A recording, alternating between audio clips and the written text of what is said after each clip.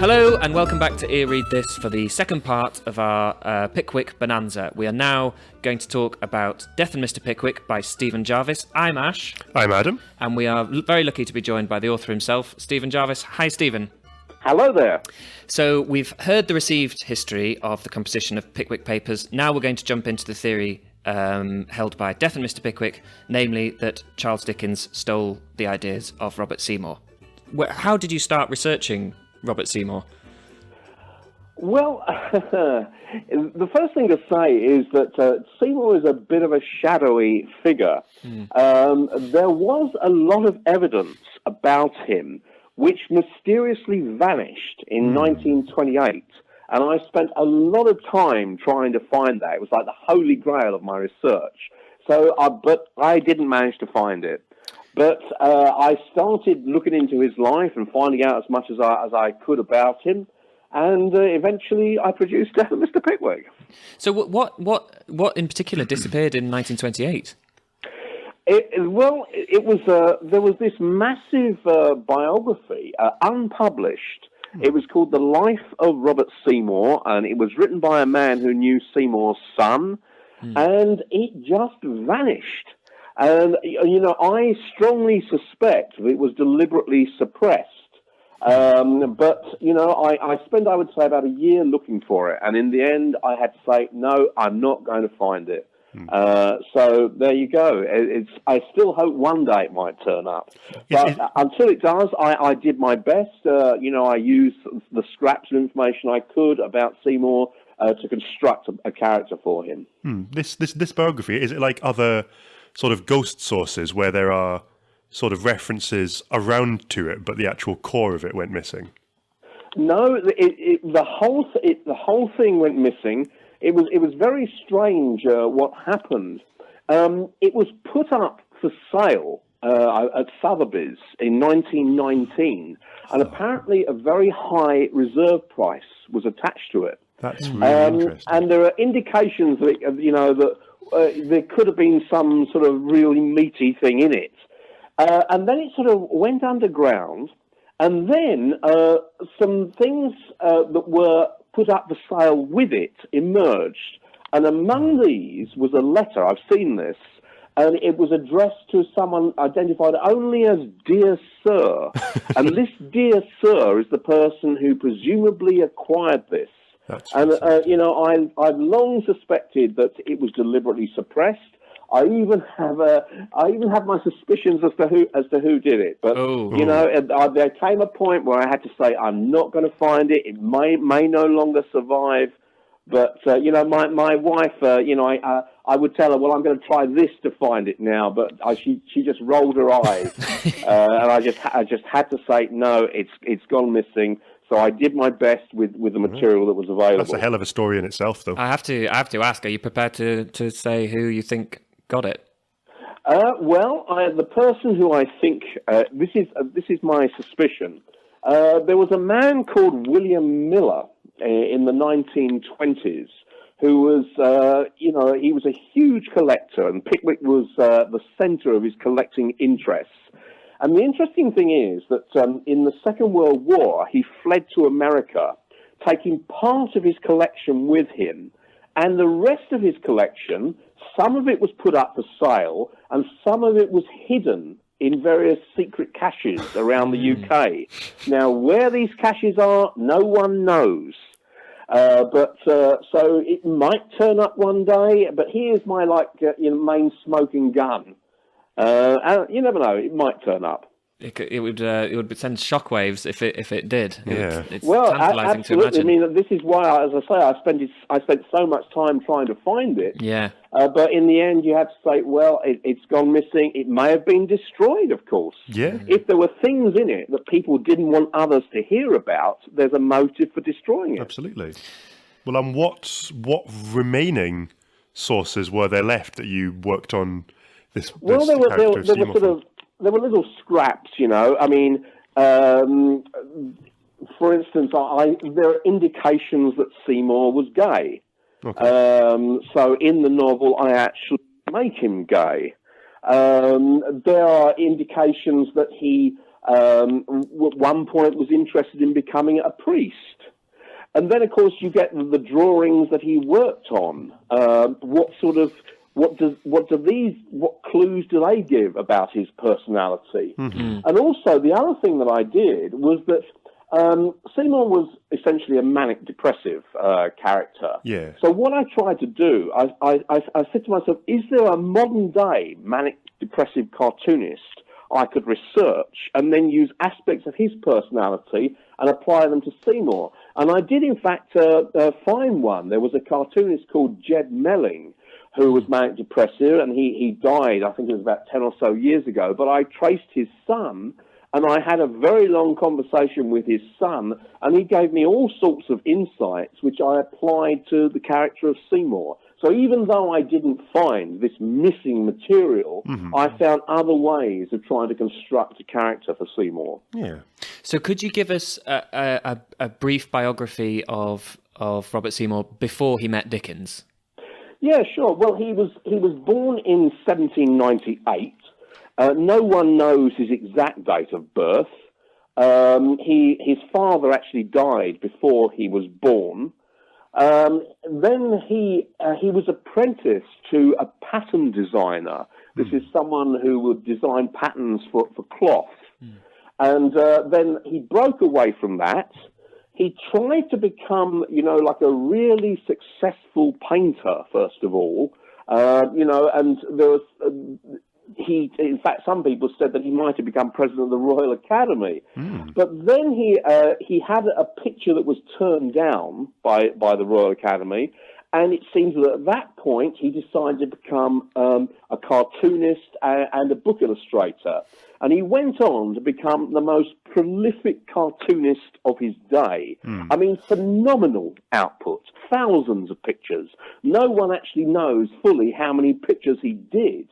But I mean, if you can go to there's a catalogue of political caricatures in the British Library, and it lists page after page by Seymour. It's like twice as many as his nearest rival. So this man was like a drawing machine. And this was at a time where cartoons and satirical political cartoons were most people's only access into how the politics of their day worked. Well, that's absolutely true. And of course, he was active in a period, for instance, with the Great Reform Bill. So this is a major time of political change and turmoil in Britain. And he was the leading political cartoonist of his day. I mean, one of the things that annoys me is that people sometimes say, "Oh, this man was a sporting artist," but he wasn't. This, in fact, is a distortion which you find in a lot of Dickensian works. Yeah. He did do sporting pictures, but it was a comparatively minor part of his output. Mainly, he was a political cartoonist. And in terms of output, I mean, his output rivaled in a visual sense Dickens's massive output of words. Well, then in every single reference to Seymour in biographies of Dickens or in editions of Pickwick Papers, there's always the line, Robert Seymour was an accomplished sportsman, illustrator, and that was his main interest. And well, this is completely wrong, you see. This is just one of these distortions which is repeated endlessly. I mean, it's just not true. Is the point of this distortion, you think, then, to give the impression that Dickens gave Seymour his success? Yes, I think that there is a reason for the distortion. You see, Dickens really tried to minimise what Seymour did in the Pickwick Papers. He basically said he did almost nothing, and that Seymour had this idea for some Cockney sportsmen, and Dickens said that he inserted the character of Mr. Winkle, who's the bogus sportsman in the Pickwick Papers, for Mr. Seymour. So, of course, if you say that Seymour was a sporting artist, you're sort of providing like the background to confirm what Dickens is saying, but it simply isn't true. This man was, as I say, a major political cartoonist. The man was sort of touched with genius. I mean, it was, and as I say, this was a very political time. And to describe him as a sporting artist is really a travesty. Yes, it's a diminishment. It is, yeah, and I think it's motivated, as I said. Can we talk about some of the things he did illustrate that weren't sportsmen? Because there are some fantastically varied stuff. He published a collection of illustrations from Shakespeare and the English poets. Is that right? Were they together? Yeah, that's right. I mean, he had this humorous take on Shakespeare. He would take a line from Shakespeare, and then or a title of a Shakespearean play, and then he would twist it in a humorous way. So, for instance, you might take A Midsummer Night's Dream, and he would show this horrific dream of someone. I think it's with like a hook through their stomach or something like that, a real horror story. And he did this again and again, and these are very fine pieces. Another thing, he worked on this publication called Figaro in London, which was like a forerunner to Punch, and major political thing. There was also a work called The Looking Glass, which was, it was like a very early comic book. He didn't do the first few issues, but then he took over, and it really took off. A big artist. I mean, it's and as I say, he before he did the cartoons, he also tried to be an important painter. So this is a man who was a significant artist of his time, and it really is terrible that people just describe him as a sporting artist. So we mentioned in the last episode that this was a time when there weren't many recognisable figures in the same way that we have a sort of celebrity culture. Would people have known his name? Oh, I think they would have known his name, yeah. I mean, although having said that, there were movements for people to be, for artists to be anonymous. This is actually something that I put across in Death of Mr. Pickwick. This Looking Glass magazine, he appeared as the illustrator on it, but then the publisher clamped down, and he made Seymour do it anonymously, so the publisher got all the credit. And also another thing is that quite a few of Seymour's pictures are unsigned, which actually is very annoying. In one picture in particular, there was a picture of a man who is significant in the creation of Sam Weller. He may indeed be the original Sam Weller. And it may well be by Seymour. There are indications that it could be, but it's not signed. So I cannot say 100%. But he was certainly known. He got an obituary in the Times. People said that he is the up and coming artist, and you just had to look at his productivity. Yeah. He was known. He was more famous than Dickens. I was going to ask. So he was the bigger star before. He was absolutely. Yeah. Can I just ask as well? There's a very surprising cameo in Death of Mr. Pickwick of the wrong trousers, the Aardman animation. This is. You see, I should explain that part of Death of Mr. Pickwick is set in modern times, and the people, the people I'm sure will know the Wallace and Gromit thing of the wrong trousers, where a man has these sort of steam powder or walking trousers, as it were. And there's a drawing that Seymour did, which is very much like the wrong trousers.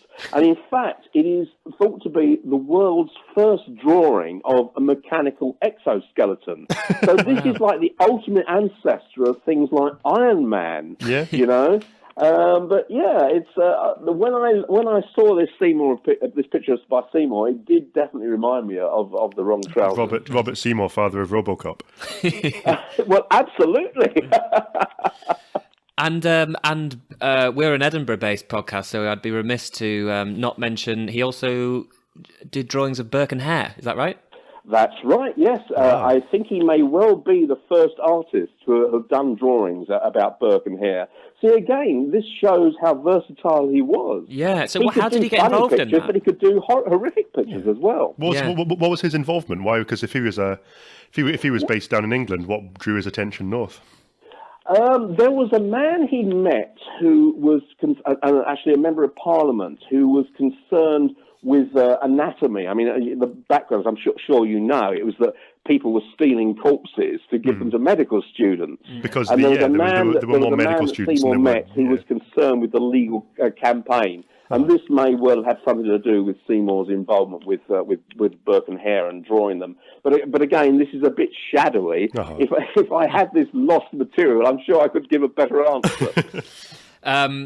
Could you describe for us the actual process of his etchings? Well, you mean how you actually do an etching? Yeah.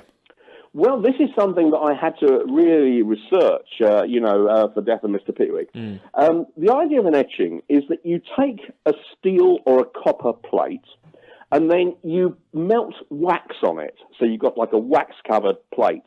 And then you scratch away your drawing into the wax. So you get like a series of grooves in wax.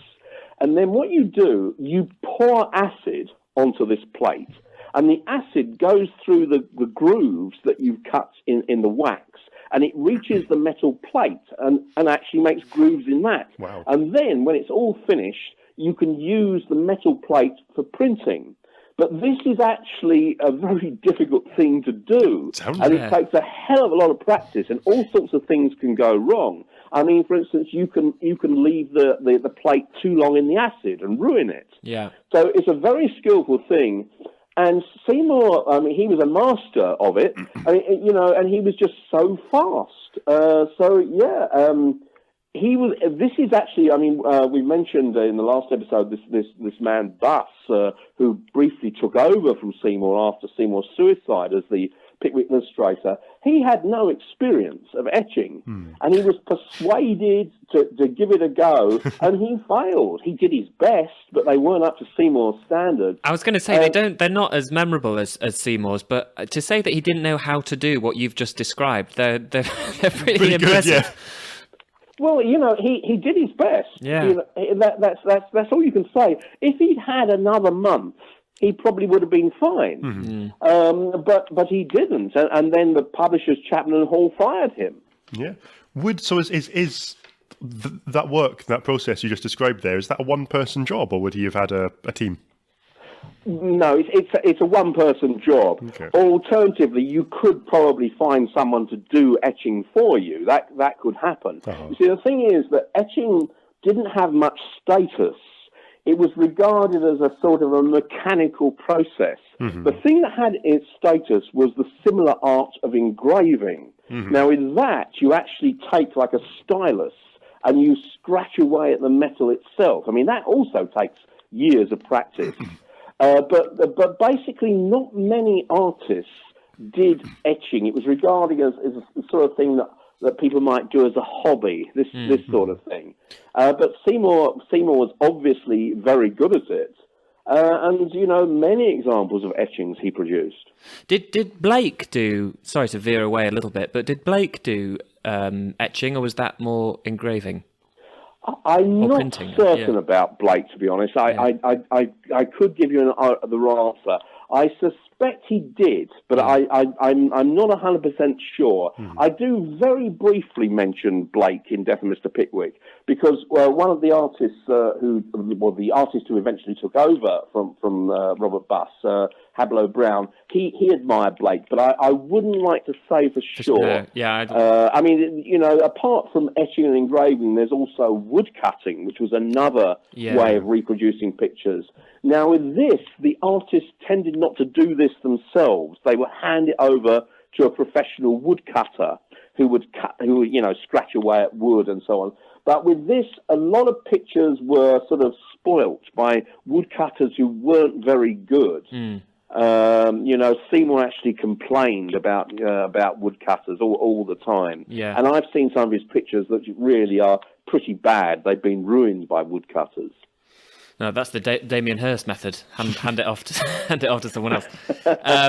So we've heard that Buss and was Brown was the one who went by Fizz. Is that right? Yes, he adopted the pseudonym of Fizz.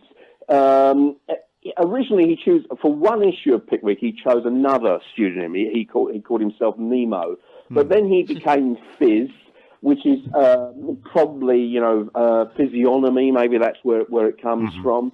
And he became known as the Dickens artist, and he worked with Dickens for many years until eventually there was a falling out, and went his separate way. But he was certainly the most successful artist, Dickensian artist.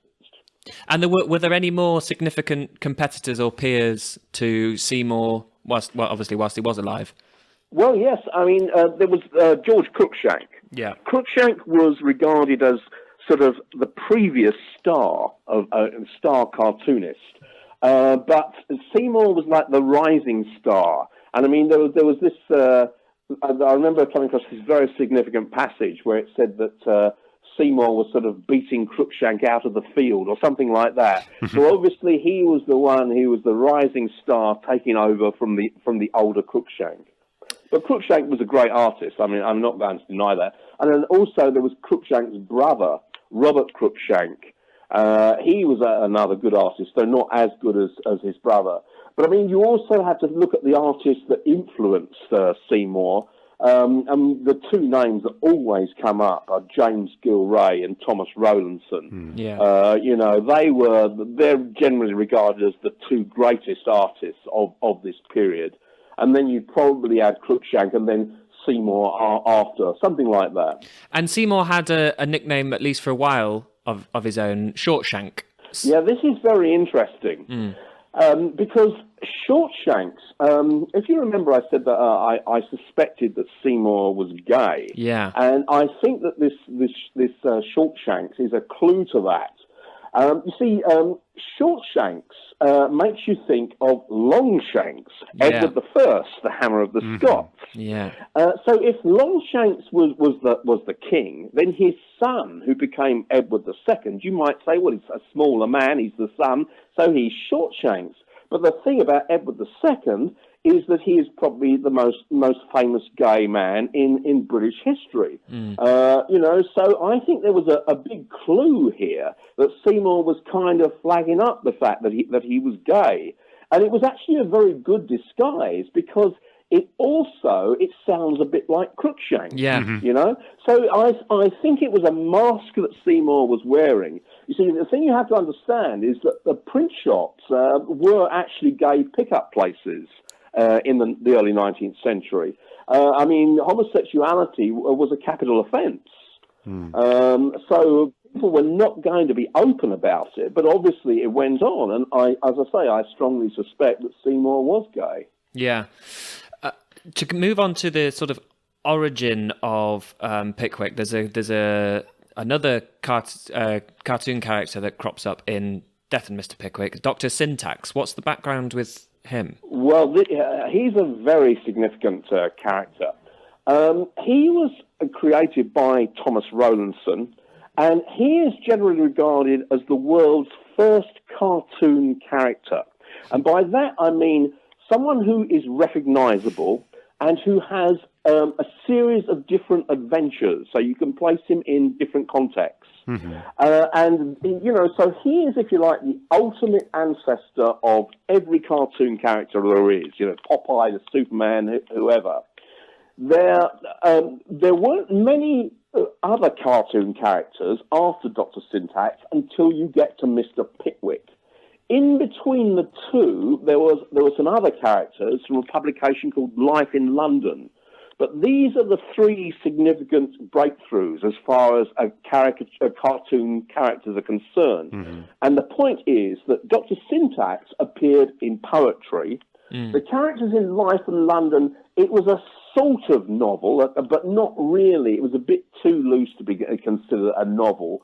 But then with Pickwick, you get the coming together of, you know, a very lengthy prose text and a cartoon character. So this is the real breakthrough of Pickwick. He was the first visual character connected with a novel.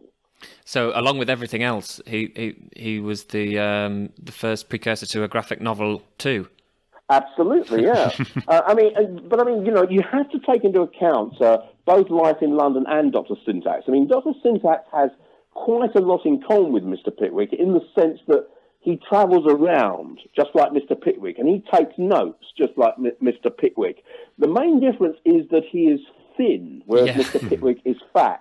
Yeah. And the characters in Life in London, they're probably not quite as visually, as easily recognisable, but they're kind of, I suppose, like Jack the Lad kind of figures, and they move around London.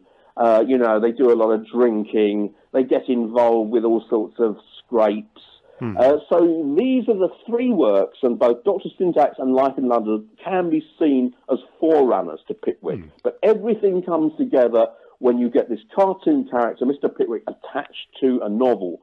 And this is incredibly important. It made Mr. Pickwick seem real, and I'm sure this is one of the reasons why Pickwick was such a huge success.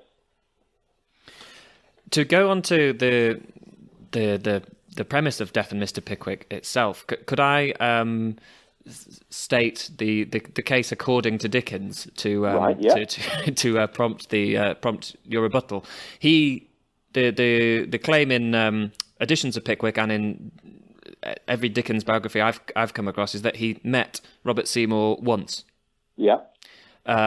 Is that the case? I don't think so. I think they met twice. Yeah. And there are a couple of good reasons for this. The first is that Mrs. Seymour said they met twice.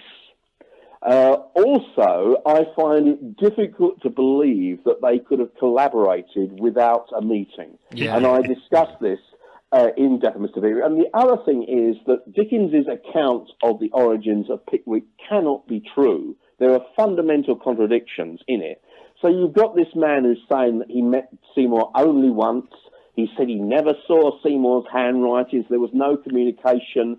And like I'm saying, here you've got Seymour's wife saying, no, this is wrong. They met more than once. Yeah. And I had to say, I believe Mrs. Seymour. It's that, there are too many contradictions in Dickens's account to take it seriously. So the book makes the case for a series of origins within origins for stories, origins for characters within the Pickwick Papers that Robert Seymour has. How on earth did you start this research? Well, first of all, I should tell you what the research was. Yeah. Moore, it used to be said that more had been written about Pickwick than any other work of fiction, and I can believe it because it's literally hundreds of academic books and articles. And if you supplement that with things like newspaper articles, you are dealing with thousands of commentaries on Pickwick. And I made the decision I had to read all of this.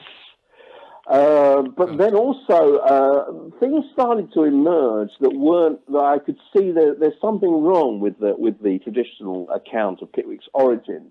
I think probably the best way of demonstrating this is the fact that the publisher of Pickwick, Edward Chapman, he said that he came up with the visual image of Mr. Pickwick. It wasn't Robert Seymour, he said. He said that Robert Seymour came up with a thin version of the character. And Chapman said he insisted on a fat person. And he said that he instructed Seymour to base the image of Mr. Pickwick on a friend of his, a man called John Foster, who lived in Richmond. So I heard this, and I went in search of this John Foster of Richmond, and I couldn't find any evidence that he had ever existed. It was extraordinary. I kept on thinking, why can't I find evidence of this man? And you have to also realise that Mr. Pickwick was so famous. Literally the most famous face in the world, if you count a cartoon figure as having a face. The man who was his model would have been very famous too. Everyone would have wanted to buy him a drink, and I couldn't find a scrap of evidence for this man's existence. And I suddenly start to think, I wonder whether they made this up to take credit away from Seymour. And I've actually subsequently found, this was actually after Death of Mr. Pickwick was published, someone pointed out to me a similar case of someone inventing someone for various reasons. And I suspect this might have happened quite a lot before there was the official census, because no one could really check, I am convinced that this was a straight lie to take away credit from Robert Seymour. In fact, one funny thing, when I was doing this research, I was looking through wills, and I came across this reference to a will, a man called John Foster, right historical period of Richmond. And I thought, I've got it, I've found him. But then I went into the will, and it actually was a John Foster, not of Richmond in England, but of Richmond, Virginia, USA, who had his will probated in England. So there was absolutely not a scrap of evidence that this man existed. So you really have scoured the world for I've John done my Fosters. best. I mean, you can never 100% prove it, but I come back to the fact that Mr. Pickwick was so famous. If there was a lookalike, he would have been noted. Someone would have made a note in a diary. Yeah. You know, you would have got essentially coach trips to see the original of Mr. Pickwick. And there's no evidence of this at all. So I think this is a straightforward lie, and it's one of a number of lies that were told about the origins of Pickwick. So you mentioned, I think it was in the last episode, you mentioned that there's a modern day portion of Death and Mr. Pickwick, and they feature your narrator, Scripsy, and his mentor, Mr. Imbellicate. Could you tell us a little bit about how they came to be and why you chose to have that modern what happened was I wasn't really sure to begin with how I was going to link all this material together. And I was in the Dickens Museum, and I was going through a lot of their scrapbooks, you know, reading newspaper cuttings. And there was a newspaper cutting which was about a first edition Pickwick. And it was about how there was a misprint, or a couple of misprints in this edition. And it was the word inscription was misprinted as inscriptino, and the word indelicate was misprinted as imbellicate. And there was just something about this, and I thought, well, I don't know why, but I just thought, I'm going to make a note of this. And this evolved into the idea of having two people, sort of like literary detectives, kind of exploring the origins of the Pickwick Papers. And the one called Inscriptino, he gets shortened to Scripty in the book. But Mr. Imbellicate is there. And I suppose also there are certain things which influenced me to come up with this kind of arrangement with these people discussing it. I mean, one thing was, I don't know whether you know the TV series The Prisoner from the 60s. Oh, yeah. Who is number one? There always used to be these dialogues between the character of number 6 and the character of number 2. And there was always mysterious. Not everything was fully explained. And I wanted that kind of thing in Death of Mr. Pickwick. I do give insights, particularly towards the end, about who Mr. Imbellicate in particular is. But I don't fully explain it, you know, because I think that an element of mystery is interesting. And the character of Scripty, well, I suppose there are bits and pieces of me in that. I mean, it's not 100% me, but quite a lot. I mean, there's a bit where Scripty refers to the death of his mother, and it's basically the way that my mother died as well. And there are one or two other bits and pieces like that. So that's really how it came together. And I should say that it was only really really near the end of the book that I decided upon this approach of having these people in modern times discussing the Pickwick Papers. You know, it's probably in the last year, 6 months, I came up with this. And, you know, I just thought, that's the way that I'll do it, and I stuck with it. Well, as a meta-narrative device, I found it really effective as a way to filter through the Pickwick stuff. Well, thank you. When did you decide, or was it a decision at all, that it was going to be a novel? Because it could well be. I mean, you could even argue that it often is a work of non-fiction. Well, I think right at the start, actually, a novel. I just thought that Pickwick, when I discovered just how, well, I mean, if you go back to that buzz that I had when I first heard about Robert Seymour, I just sort of got the feeling that this shouldn't just be like a work of non-fiction. I thought that there was something bigger here. I sometimes say that Pickwick deserved more than a work of non-fiction, you know? Yeah. I mean, what I should say is that originally, I was going to just write the book about Seymour. I thought of doing a fictionalized biography of him. But then there came a point where I was coming across all these other interesting people who were connected to Pickwick in one way or another. And there came a point where I changed course. And instead of the book being just about Seymour, I turned the book into an entire history of the Pickwick Papers. So that was really a major turning point. Yeah. And then when you got this, I was getting all this material. As I said, I wasn't certain how I was going to link it all together. And it was only towards the end I hit upon this device of these two people discussing, the origins of Pickwick. Well, you definitely did Pickwick justice, because it feels like tonally and in its structure, going from these stories within stories, and it feels like an extension of the Pickwick universe. Well, I'm very glad. Yeah. Well, even something like the name Mr. Inbellicate, that sounds like somebody that Pickwick could have run into. Yeah, I suppose so. Yeah. I particularly loved the Grimaldi cameo. That was fascinating. So could you just give, just as a taster, I guess, the real story the real connection with Grimaldi and the Pickwick Papers? Yeah, sure. Joseph Grimaldi was a hugely famous clown. I mean, people would say that he's the most famous clown who has ever lived, and he was a remarkable man. But he had a son who was also a clown, but wasn't as successful as the father. And the son became an alcoholic. And in fact, he basically drank himself to death. And on his deathbed, there was this weird thing where he imagined that he was performing a game. And he actually put on his clown's costume and makeup on his deathbed. And Dickens got to hear about this. It's right up his street. Pardon? Right up his street. Yes, absolutely. I mean, Dickens was fascinated by clowns as it was. So he got to hear about this story. And then what happened? He just decided to insert this into the Pickwick Papers without Seymour's consent. Now, in Death of Mr. Pickwick, I explore this. And there are reasons for thinking that Seymour might have come up with something which wasn't about an alcoholic clown, but could have been something similar. So Dickens could say, well, I'm not totally going away from what you said. So that's what happened. He inserts this story into Pickwick without Seymour's consent, and this forms the background to this huge argument between Dickens and Seymour that I portray in Death of Mr. Pickwick. And ultimately, this will lead to Seymour's suicide. And, what fascinates me is that, Seymour was his role in life as a cartoonist was to make people laugh, but he obviously wasn't a happy man.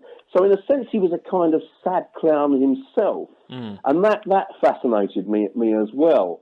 It's actually one of my favourite sections of Death of Mr. Pickwick. I enjoyed writing it. As I explored how Joseph Grimaldi's son basically goes insane, and he ends up being put in a straitjacket. And the idea of a clown in a straitjacket, I think, is a very powerful image. Yeah. And in fact, when my agent approached publishers with the idea of Death of Mr. Pickwick, he didn't send them the whole book to begin with. What he did, he sent them two sections. He sent them the opening section and the Grimaldi section as the other section, just to give them a taste of what Death of Mr. Pickwick was like. And obviously it worked because they decided to publish it. Seymour says at one point that he rather comes to like some of the politicians that he caricatured. Is it Steve? Is it Seymour that says that in Death of Mr. Pickwick? Yes. Yeah. What was it? How did it feel for you to conjure with real people and characters that you've created? Well, I suppose that the thing you have to do is that you cannot literally put a real person onto the page. You will have to distort them a bit. People are sometimes shocked by people distorting history, but you have to do it because otherwise the thing falls apart. I mean, a simple example: if you have one character writing a letter to another character, you could just stick the letter in the book, but it wouldn't be as dramatic as turning the letter into a scene in which the two talk. So, you always have to have minor distortions, and it's a question of how far you take that. I mean, on the question of real characters, a question I'm often asked is about the character called Mr. N. Now, this is a part set in modern times. Mr. N is a person who is so obsessed by the Pickwick Papers that he spends 15 years of his life cataloguing every word in the book. Yeah. And I'm often asked, is this person based upon someone who actually existed? And the answer is yes. There actually was a person who did this. And I came across a cutting about him in the Dickens Museum. I mean, completely forgotten about.